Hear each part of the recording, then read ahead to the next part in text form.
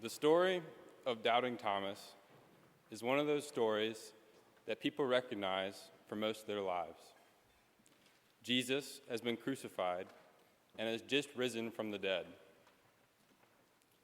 Most of the disciples, excluding Thomas, are locked in an upper room for fear that they too will be persecuted like Jesus. Jesus came into that room, showed them his wounds, and they rejoiced because they knew it was Jesus. Later on, Thomas heard about this event through word of mouth and wasn't fully convinced that it was Jesus. Thomas, understandably, became overwhelmed with doubt, but more significantly, fear. Later on, all the disciples, including Thomas, are in another room, and Jesus comes in. Knowing Thomas has doubted him, he says, "Touch me in my wounds, so that you know it is me."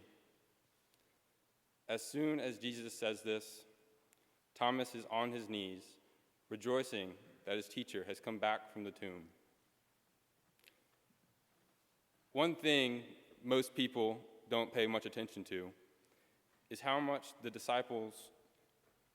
fear the disciples were experiencing. The disciples were being confronted with the reality of the world. The disciples just experienced the death of their teacher, the death of their leader, and the death of their friend. They were all confused and fearing for their lives.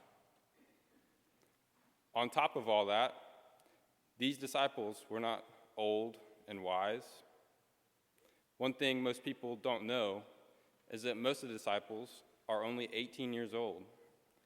It is even thought that some disciples are as young as 12 or 15.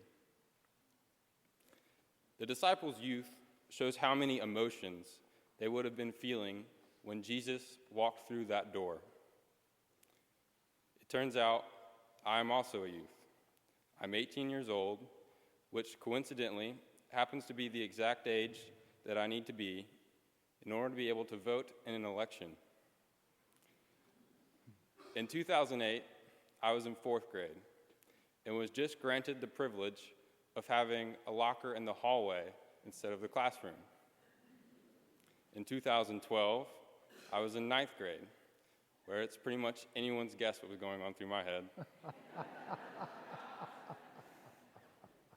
Now, it's 2016. And being 18, I've paid more attention to the election and everything that is happening in the world I'm about to go into. As someone who's new to the election, the first thing that struck me was all the fear that is involved. All anyone ever talks about is how we should be worried and that something is wrong. After being shown all this, I was scared.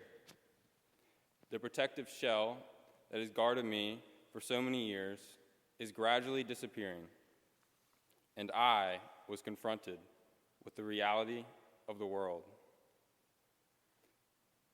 Fear is constantly reappearing in this world. Fear is an essential part of our lives. It keeps us safe, but it should not inhibit our leadership.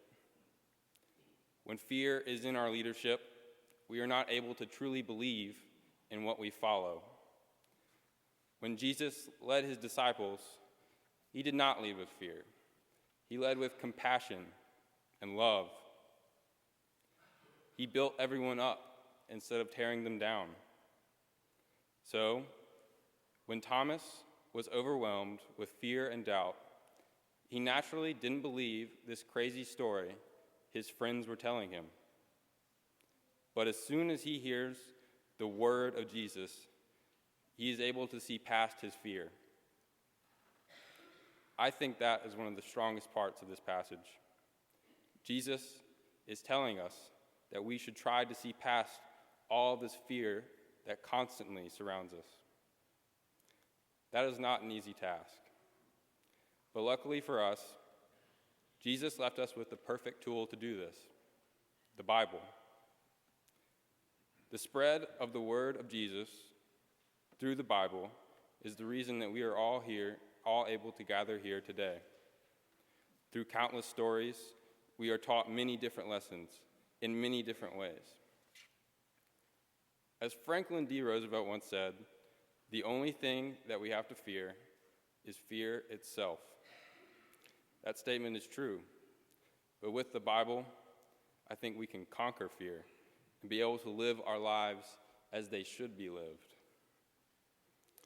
In conclusion, I would like to challenge all of you to really listen to the Bible and get as much out of it as possible. With this in mind, we will all be able to conquer the fear of the world and be able to live in peace. Amen. Amen.